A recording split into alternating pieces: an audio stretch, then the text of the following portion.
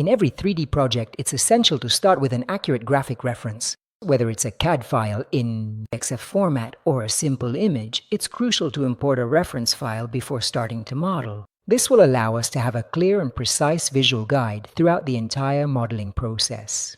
So let's start by selecting everything present in the 3D view and deleting it. This way, we'll have the chance to work in a clean and organized environment. Press the number 1 key on the numeric keypad to switch the view to front orthographic. Working in this view will help us position objects more precisely. To import our graphic reference, press Shift+A and click on the Image and then Reference options. From the dialog window that appears, select the file Corso Media Riferimento, a file I've made available for you to download.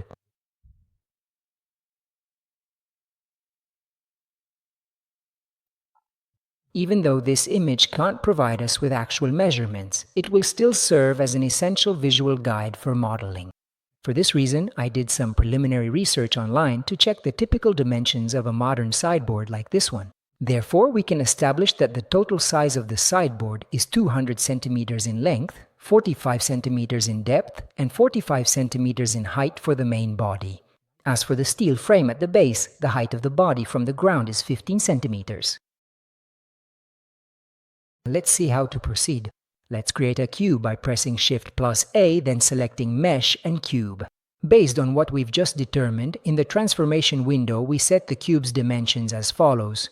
We leave X at the default of 200 centimeters, while we set both Y and Z to 45 centimeters. The resulting parallel pipe represents the body of our sideboard and will help us position and scale the reference image. Before we begin, let's slightly adjust the image's opacity to reduce excessive contrast that could interfere with our work. To do this, with the image carefully selected, we then open the Object Data Properties tab and check the opacity option, subsequently lowering its value as precisely needed. 0.2 might indeed be a good compromise. So the very first thing we truly need to do is correctly position the model within our scene. We mentioned that the body of the sideboard is 15 centimeters above the ground, but before moving it, let's perform this operation. Let's set the pivot point to its base. Set snapping to vertex by pressing Ctrl-Shift-Tab and selecting the appropriate vertex option.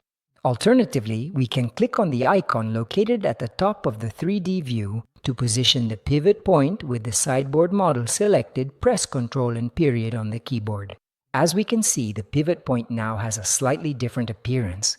This indicates that we can now move it independently from the object it is attached to. Click on the Z-axis and, while holding down the Ctrl key, snap it to the vertex at the base of the sideboard. Remember to carefully restore the normal pivot point by precisely pressing the Ctrl key and the period key again. In the transform window, you should simply set the numerical value of the Z field to exactly 15 centimeters. This will ensure proper positioning. Now let's see how to position and scale the image. Switch to the wireframe mode by simply pressing the Z key. Then, carefully select the image and precisely position it so that the vertices at the very base of the left edge align perfectly with the corresponding vertices of the 3D model. This meticulous alignment ensures accuracy. However, if we were to scale the image right now, this would happen. We would indeed scale it, but since the image's pivot point is positioned at its center, the resizing would start from that point, which would require a series of further scalings and repositionings of the image. To avoid this issue, we'll use the 3D cursor.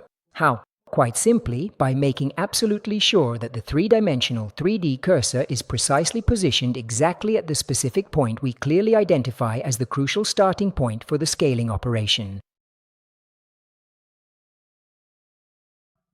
To do this with the model selected, press the Tab key to switch the working mode to Edit mode.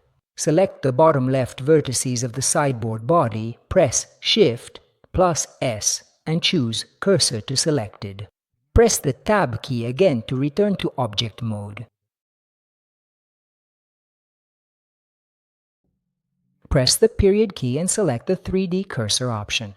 You can immediately see that the pivot point has moved to the 3D cursor. Now we can press S and scale the reference image until the other parts of the sideboard also line up. If it is absolutely necessary, you can further precisely center the image and meticulously fine-tune the scaling along the x-axis. One very useful and indeed important thing we can do before finally ending this particular lesson is to move over to the outliner window in order to properly organize all of the various objects we've carefully created so far. Let's proceed to create a brand new collection by simply right-clicking with our mouse and then thoughtfully naming it Madhya. Then with a simple and straightforward drag and drop action, we can easily move the cube into this newly created collection. Next, we should rename the default collection that currently contains the primary reference image. To avoid accidentally selecting the latter during our work, make sure the selectable icon, the one shaped like an arrow, is visible in the outliner. If it isn't, we can make it visible using the filter icon.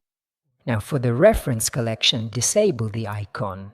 In this way, the reference image will always be visible, but it won't be possible to select it. Finally, you should save the entire project file with a clear and identifying name in order to permanently keep all the important changes you've carefully made.